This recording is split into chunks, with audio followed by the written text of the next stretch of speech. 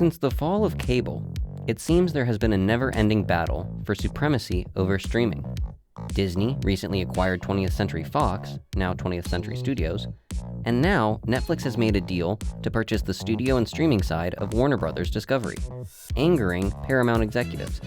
But why are these mergers happening, and will this deal even go through?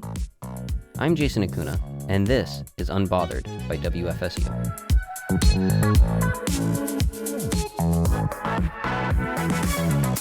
Hello, Regan. Hey, Jason. How's it going? It's going well. I want to say thank you for joining me today and filling in as my co-host. I really appreciate it. For those of you who don't know, this is Regan McCarthy, our interim news director. Oh, don't worry, Jason. My reputation precedes me. It always does. So, Regan, have you seen the show Succession? Yeah, I watched it. I don't remember a lot about it. It was very jargony, businessy, ROI, hostile takeover situation. Well, that's good because those are a lot of the words that we're using today with our topic. We're talking about the Netflix Warner Brothers acquisition. Oh. So do you know anything about that? Just that it seems like it might be happening, and I have a lot of questions about, hostile takeover and monopoly. Yeah, so essentially Paramount a while ago was interested in purchasing all of Warner Brothers Discovery, which is the streaming and television side of what they do. That kind of opened up the opportunity for other people to submit offers. Netflix wanted to buy only the streaming side, and it seems that that's the deal that Warner Brothers Discovery has taken to sell off HBO Max and the studio side of their organization. And that has kind of angered Paramount into trying to do a hostile takeover bid. Wow. Is that allowed?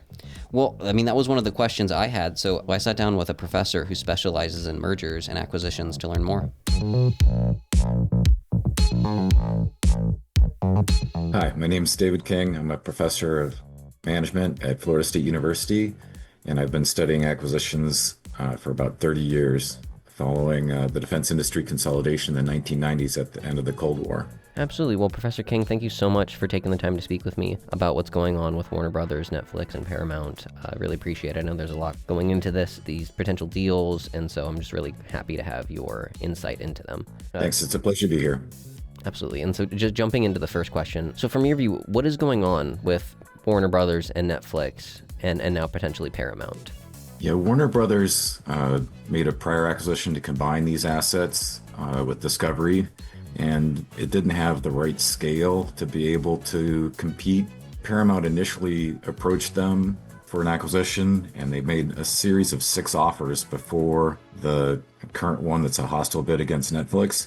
But as part of that, they realized they had to break up the company into different parts and then to unlock the value they had and then give it to companies that could better leverage the resources. And they negotiated a deal with Netflix for the Warner Brothers content, which includes the DC Universe, Harry Potter, and other things. I'm understanding why Warner Brothers would maybe want to sell, or Warner Brothers Discovery would want to sell the Warner Brothers side of the business if it's not performing to what they were hoping following the Warner Brothers Discovery merger.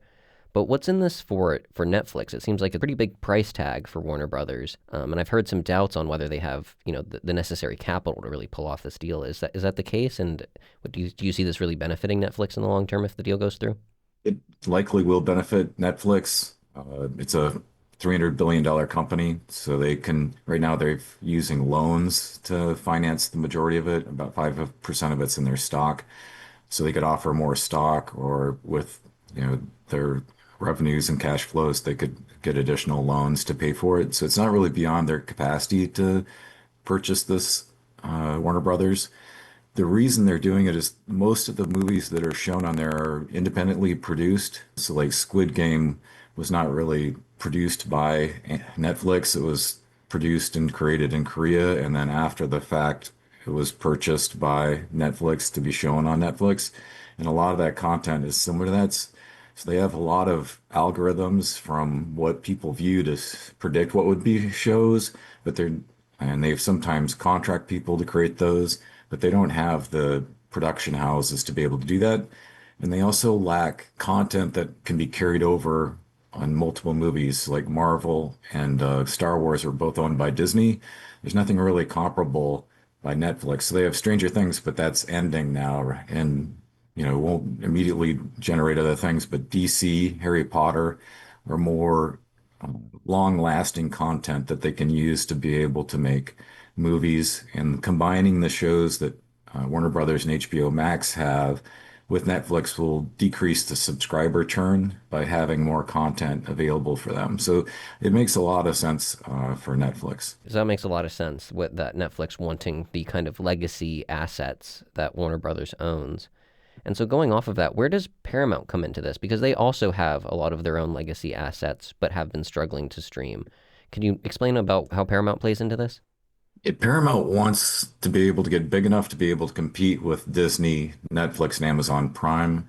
Right now, it has the stuff related to Paramount and CBS, but that's not been really enough to avoid the subscriber churn. So if they come out with something new, people will subscribe up for a few months and then cancel it. So what they're trying to do is gain scale and content to be able to be part of, the larger firms playing this space that are going to have more consistent subscribers. Absolutely. And so my understanding is that Paramount has been kind of involved since kind of the beginning. They were maybe the first ones to reach out to Warner Brothers about acquiring all of Warner Brothers Discovery. And Netflix only wants to acquire the Warner Brothers side of the business. And Paramount is not extremely happy with Warner Brothers Discovery's acceptance of the Netflix deal. And I understand that they've done a kind of a hostile takeover bid. Can you explain kind of what that is and what's going on with that? Yes, most acquisitions, probably 80%, are negotiated with the target firm's management, and that's what Netflix did. I'm not sure if Netflix approached Warner Brothers or vice versa, but they began talking and then they negotiated a deal. They created something that's called a clean room where there's documents you can go in and look at the financials and other things, and Paramount wasn't allowed access at the last minute to the clean room. And that's one item that they initially protested. And then they tried to negotiate a different deal. Warner Brothers executives turned it aside so they can make a hostile bid directly to the shareholders. And it can go two ways. One is what they're doing, a tender offer, where you just publicly say, we'll buy anyone's shares of this company at this price. So what they've done is Paramount's offered anyone that owns Warner Brothers Discovery shares $30, which is currently above the stock price. If you sell us your shares, we'll give you $30. The other one is to do a proxy battle.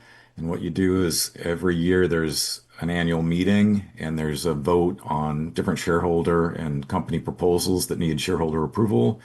And that is, you can submit and get enough signatures and things and to be able to put a vote that the company should sell itself to Paramount. That takes a lot longer and it's a lot more complicated.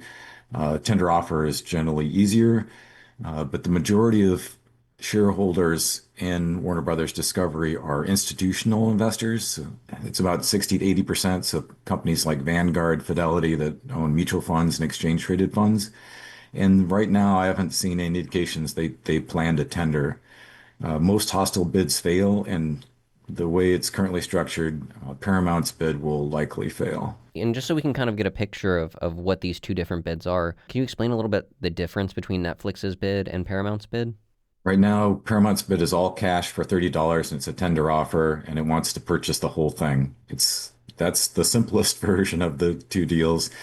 Uh, Netflix is working with Warner Brothers, and they're going to divest before the deal happens the Discovery and the network television stations into a separate company, and then Netflix will purchase the Warner Brothers and HBO Max content that they're primarily interested in with the combination of debt that it's taking from three different organizations and then about 5% in stock.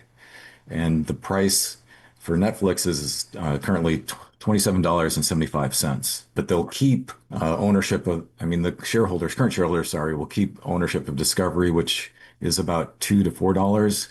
So that right now, the Netflix deal, even though it's less on a dollar value per share for the Warner Brothers assets, when you combine what the shareholders will retain, is more than what Paramount is offering.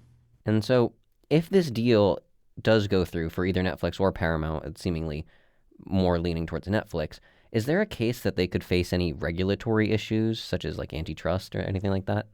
Yeah, it takes around 120 to 180 days for a typical acquisition to close because you have to go through different regulatory filings and approvals from shareholders. In this case, Paramount's already indicated it's protesting the deal, and it'll likely review scrutiny from the Department of Justice. Generally, anything that has over about 30% market share is reviewed closely, and Netflix has that, and they currently have about 300 million subscribers worldwide. Prime is second with about 130 million, and then Disney, just by Disney Plus itself, has about 110, but they also have Hulu and ESPN Plus. So if they add HBO Max to that, Netflix was going to be over kind of 30% market share, but they're competing in more than just streaming, and there's other options, YouTube and TikTok and other things. So it's really going to be defined how they focus on defining the market. But this is another reason why Netflix wanted to get rid of Discovery Plus, CNN, and all the network stations, is because that would complicates the deal. For Paramount, they already own a lot of TV stations, so getting the TV stations and some of the other content and the amount of overlap and it creates would also receive some attention.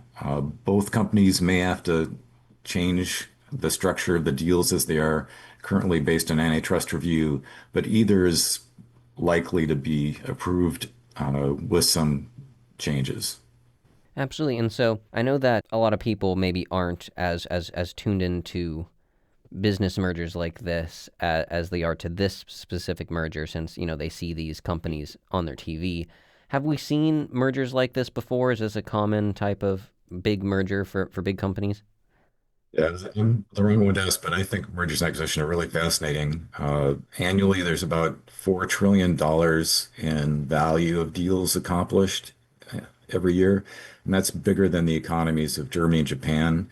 So mergers and acquisition by itself is the world's third largest economy just on the value of deals that happen all the time, and they happen all the time. Activision was acquired by Microsoft in kind of the entertainment space.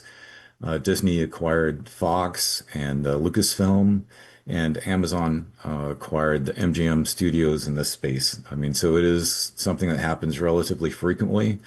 And what you'll see after this is there'll be other smaller companies that are likely to be acquired. So Starz is publicly traded, has a smaller subscriber base, and has content that could be combined with other streaming services. And if Warner Brothers and Discovery and CNN are all split off, the Discovery Plus and CNN and those network television stations are likely to be acquired, potentially by Paramount.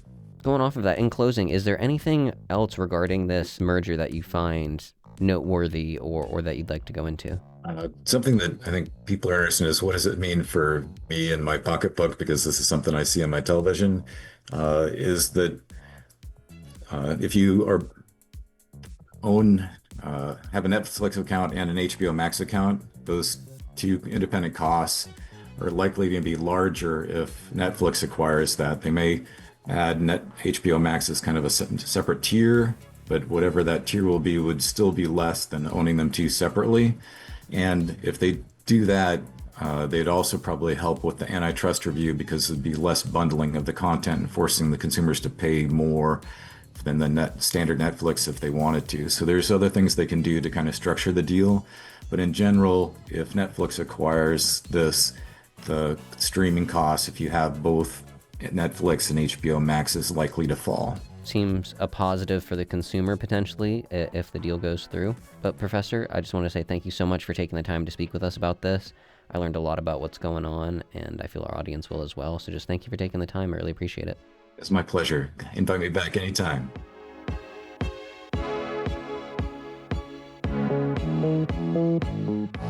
Unbothered is produced, edited, and hosted by Jason Acuna. Also hosted by Rihanna Winter. Audio engineering by Taylor Cox and Evan Rossi. Executive producers Regan McCarthy and Lynn Hatter. And brought to you by WFSU Public Media.